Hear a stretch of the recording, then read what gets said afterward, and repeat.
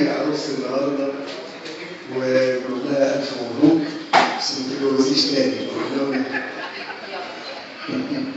يتيمه.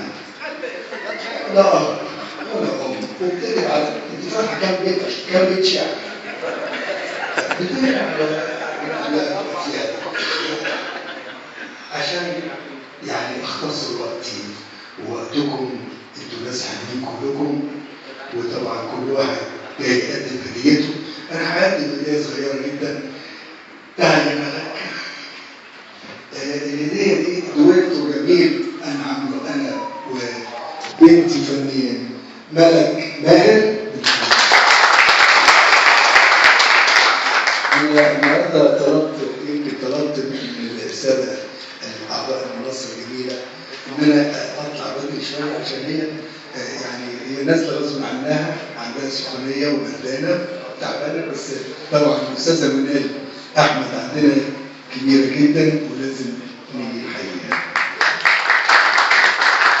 احنا بنشكر ملكة ماهر لان اول ما كلمناها الحقيقه طبعا انا كلمت والدها الاستاذ ماهر على طول قال لي لازم يجي رغم مرضها ورغم ان عندها امتحانات. صح.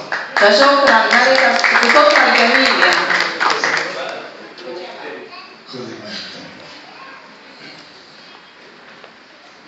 تعالي هنا. هنقول دويتو جميل كان بيقولوا زمان في الافلام الحلوه انور وجدي مع فيروز بيقول ايه؟ كروان الفن وبلبله مش لاقي حد يوكله. يلا بقى. كروان الفن وبلبله مش لاقي حد يوكله، ويغني على من يجاله، ده يشتمه وده يشتمه. الناس جميعا تحسده وكفاه الفن يشفعه، ويعز الفن ويرفعه، والفن يشيل ويهبده. كروان الفن وبلبله مش لاقي حد يوكله، ويغني على من يجاله، ده يشتمه وده يسوده. ويغني من غير منفعة ويقال عليه في نغنغة، ويلبس كل مرقعة والناس جميعا تحسده.